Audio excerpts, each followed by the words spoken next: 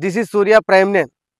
ప్రస్తుతం మనం doctor BR Ambedkar Konaseema జిల్లా గూడపల్లి గ్రామంలో ఉన్నాం. ఈ ప్రాంతంలోనే డిప్యూటీ సీఎం రాజమండ్రిలో హెలికాప్టర్లో బయలుదేరి గూడపల్లి గ్రామంలో ఇక్కడ ల్యాండ్ అవుతారు. ఇక్కడ హెలిప్యాడ్ నిర్మాణానికి ఈ ప్రదేశం అనుకువగా ఉందని చెప్పేసి జిల్లా collector, SP, DSP, local MLA Devavaraprasad నిర్ణయించడం జరిగింది. డిప్యూటీ సీఎం పర్యటన, ఈ రాజోలు పర్యటన ఈ గ్రామం నుంచే మొదలవుతుందని చెప్పేసి ఇక్కడ ఉన్న సంబంధిత అధికారులు చెప్పడం జరిగింది. గూడపల్లిలో డిప్యూటీ సీఎం పర్యటన మొదలై ఇక్కడ నుంచే ఈ శంకరగుత్తం డ్రైన్ రాజోలు నియోజకవర్గం దుఃఖదాయినిగా చెప్పుకున్న ఈ శంకరగుత్తం డ్రైన్ ఏదైతే ఉందో మేజర్ పాయింట్, వ్యూ పాయింట్, ఇక్కడి నుంచే వీక్షించనున్నారు సంబంధిత అధికారులతో. మనం ప్రధానంగా చూసుకుంటే ఈ సమస్య, ఈ శంకరగుత్తం డ్రైన్ ఏదైతే ఉందో ఇది కరవాక నుండి కేసుదాస్పలం అంటే సుమారుగా 20.5 కిలోమీటర్లు ఉంది.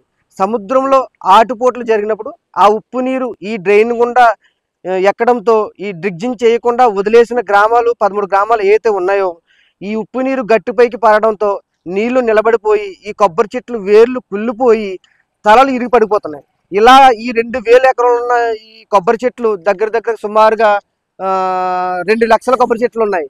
ఈ ఈ ఈ సమస్యని గత ప్రభుత్వం వైసీపీ హయాంలో ఈ రైతులు విన్నవించుకున్నప్పటికీ ఏ అధికారి కూడా వచ్చి ఈ సమస్యని చూసి పట్టించుకునే పాపను పోలేదు.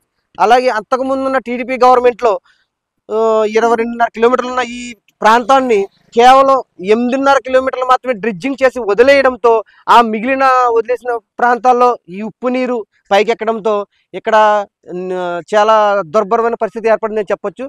అలాగే ఇది కేవలం కొబ్బరి చెట్లు మనకు పోయినవి కాకుండా ఇక్కడ ఈ నీళ్లు నివాసం ఉండే గృహాల్లోకి వెళ్ళిపోయి అక్కడ ఫౌండేషన్లోని ఐరన్ దెబ్బతినడం, అలాగే ఇక్కడ జీవించడం కూడా అస్తవ్యస్తంగా తయారవడంతో ఇక్కడ ప్రజలు చాలా ఇబ్బంది పడుతున్నారు.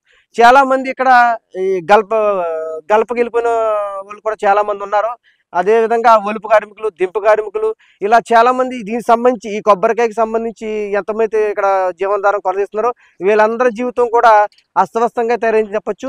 ఇప్పుడు డిప్యూటీ సీఎం పవన్ కళ్యాణ్ ఈ పర్యటన రావడంతో ఈ 13 గ్రామాల ప్రజలకి పునర్జీవం పొందని చెప్పేసి మనం ఖచ్చితంగా అనుకోవచ్చు.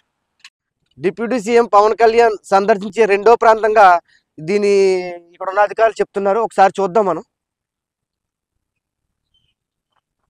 ఆంధ్రప్రదేశ్ ఉప ముఖ్యమంత్రి డిప్యూటీ సీఎం పవన్ కళ్యాణ్ ఇక్కడే దిగి ఈ ప్రదేశాన్ని పరిశీలించి ఈ నష్టాన్ని చూసి ఇక్కడ ఈ కేసినపల్లి ఈ తుఫాన్ భవనం ఏదైతే ఉందో ఇక్కడ రైతులతో ముఖాముఖి కార్యక్రమం ఏర్పాటు జరుగుతుందని చెప్పేసి ఇక్కడ ఉన్న స్థానికులు అయితే చెప్తున్నారు.